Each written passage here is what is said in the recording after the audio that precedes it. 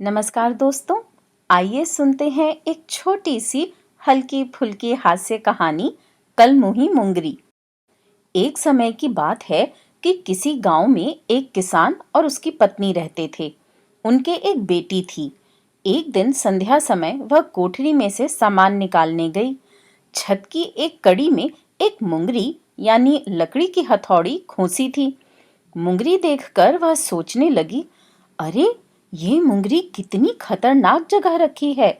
मान लो कल मेरा ब्याह हो जाए और मेरे चांद सा बेटा हो जो बड़ा होकर इस कोठरी में आए और ये मुंगरी उसके सिर पर गिर पड़े और वह मर जाए तो कितना अनर्थ हो जाएगा।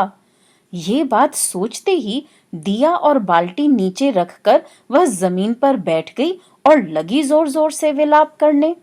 बेटी को देर लगाते देखकर उसकी माँ कोठरी में पहुंची।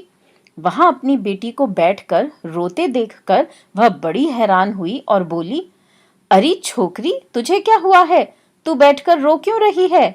माँ, बेटी ने रोते हुए कहा, जरा उस कलमुही मुंगरी को तो देख। अगर मेरा ब्याह हो जाए और मेरे चांद सा बेटा हो जो बड़ा होकर इस कोठरी में आए और ये मुंगरी उसके सिर पर गिर पड़े और वो मर जाए तो कितना अनर्थ हो जाएगा। दैयारी, बहुत बड़ा अनर्थ हो जाएगा। माँ ने चीख मारी और बेटी के पास बैठकर वह भी विलाप करने लगी। जब माँ बेटी बहुत देर तक लौटकर नहीं आई, तब किसान बड़ा असमंजस में पड़ा। उनकी खबर लेने वह भी कोठरी में पहुंचा। वहां माँ बेटी को बैठकर रोते देखकर वह बड़ा हैरान हुआ और बोला, अरे क्या बात हो गई? तुम दोनों रो क्यों रही हो?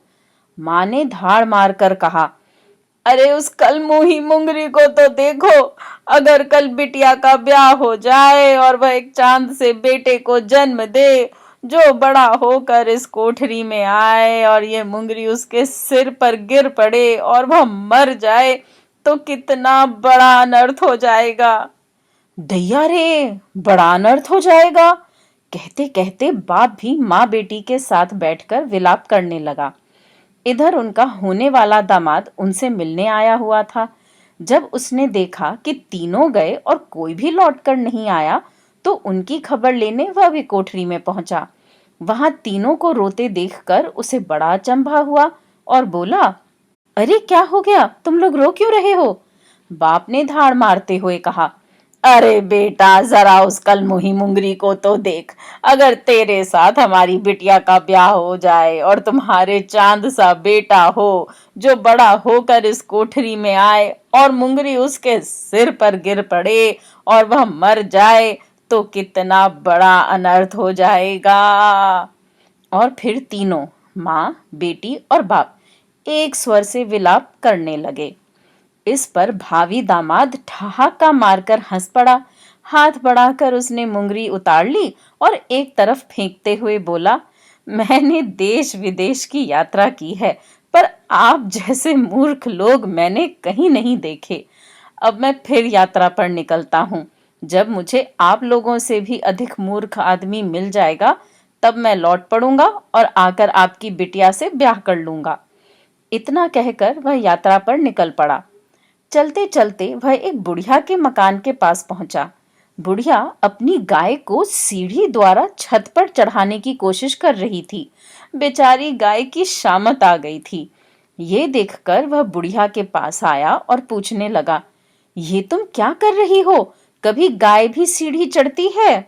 बुढ़िया ने जवाब दिया, अरे देखते नहीं, मेरी छत पर इतनी बढ़िया घास उगी है। गाय को छत पर छोड़ दूंगी तो आराम से चरती रहेगी और मैं भी निश्चिंत हो जाऊंगी, क्योंकि इसके गले में रस्सी बांध दूंगी और रस्सी का सिरा चिमनी में से निकालकर अपनी कमर में बांध लूंगी और बेफिक्र होकर काम करती फिरूंगी। अगर गाय ऊपर से गिर भी पड़ी तो मुझे तुरंत मालूम हो जाएगा। बुढ़िया की मूर्खता देखकर वह बोला, अरे मूर्ख बुढ़िया, ऊपर से घास काट ला और गाय के आगे डाल दे। गाय सीढ़ियां नहीं चढ़ सकती। पर बुढ़िया नहीं मानी। वह समझती थी कि घास काटकर नीचे लाने से गाय को सीढ़ी द्वारा छत पर चढ़ाना आसान है। सो गाय को धकेल धकेल कर उसने ऊपर चढ़ा ही दिया। फिर उसके गले में रस्सी बांध रस्सी का एक सिरा चिमनी में से निकालकर उसने अपनी कमर में बांध लिया और घर के काम में लग गई।